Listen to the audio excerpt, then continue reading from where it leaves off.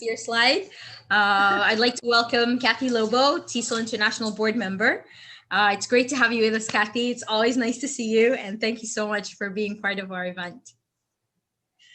Thank you. So the objective today is that I'm going to share my lockdown experience and how I've adapted to the online context, and also just what's happening now as well. And I really appreciate that this is just one of 10 perspectives being shared today. I want to share that I'm a working K-12 public school educator in Massachusetts in the United States, but I have family and friends around the world. I've lived and worked overseas. I've lived overseas and worked overseas for close to 20 years. And in Japan, China, Hong Kong, Australia, and I've done a lot of traveling as well. I have one foot in the higher ed world. I teach as an adjunct professor at Brandeis University in their education department. And I've also taught in other universities like Lesley University. Anyway, lots of professional development for teachers and teacher training. My contact is here. This is the only time you'll see it. So if you want to take a screenshot or whatever, I don't think I'm hard to track down because I'm presently serving as a board member for TESOL International. All right. So in this slide, you see March 2020, the pandemic hit. At the end of February, this is what my classroom looked like.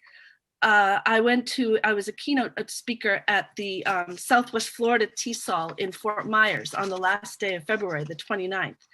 And as I was about to be introduced by the president of the university, Florida Gulf University, he and one of the deans were discussing whether or not to take there were students traveling in Italy, and they're like, should we pull them out now? What should we do? What's going on with this virus? My daughter at the time was in China, living in Xi'an, working on a master's degree there. And so I was hearing things from her and what was going on. I decided to make packets. So I used Paul Nation's books, which are kind of a vocabulary reading series. And I made packets so that I would have one per week between when I made them all the way to the end of the year.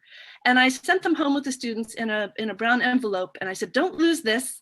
But this is just the just in case envelope. Like if we have to stay home for a couple of weeks or whatever, you'll have some materials that we can use right away. Well, by the beginning of, middle of March, our last day of school was the 12th of March. The school district said, okay, we need a little bit of time. We'll have maybe 2 weeks home, but let's count these first 5 days as snow days. Massachusetts gets snow. We're actually gonna have snow later today. Anyway, that was when the school district kind of got prepared. Finally, the state closed all the public and private schools. I took a screenshot of the TV screen on the day that happened. But what I did is I went home and I kind of cleaned house, you could say. I have 2 children and they're of college age. And I went through and I found all sorts of games and National Geographic magazines and puzzle books. And I thought about each family that I serve and I made kind of a care package. And I packaged things up and then I left them for several days because we weren't really sure about how this virus was spreading, et cetera. And I left them outside in the cold. And then I made deliveries to all of the families. So here's an example of one of the packets that I made. The student in that family was reading the book Smile. So I put the text that we were using. So he would have had his envelope of Paul Nation lessons plus the book that we were reading in class. There was new vocabulary we were learning. All of us were learning, like asynchronous, and that chat didn't always mean that you were going to speak. Words around COVID, hybrid flex A and B, which is actually written hybrid A plus or hybrid B plus in my context. Mask breaks, who ever heard of that? Put your camera on, all these sort of phrases. Unmute, meaning turn your mic on. Why don't we say turn your mic on? And then waffle, the little choices option, how do we talk about these different things in an online context? So these were all sorts of new uses of words. And waiting room that isn't a room. And then Zoom. At that time, at the time in March, the TESOL International Board was doing a lot of meetings. We have our annual meetings then. And so I got really good at using Zoom before I use it in my work context. So thank you to TESOL for that.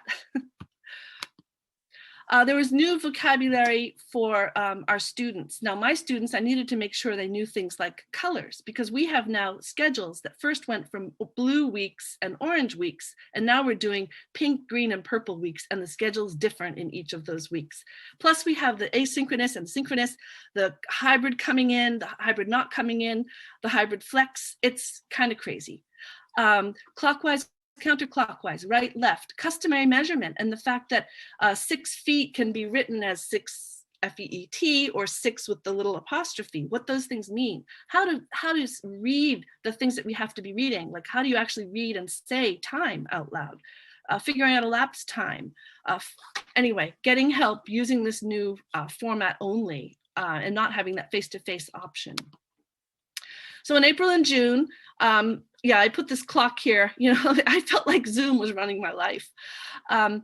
This is an example of one of the pollination books and one of the units.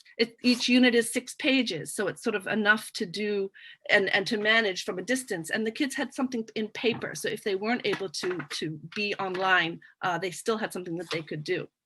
Celebrations had to end up being in a new way. So I usually give students a pencil that says happy birthday in every language. Instead, with this mother and son, I made them masks and I dropped them off to their home. And they sent me this picture of the 2 of them wearing their mother-son masks.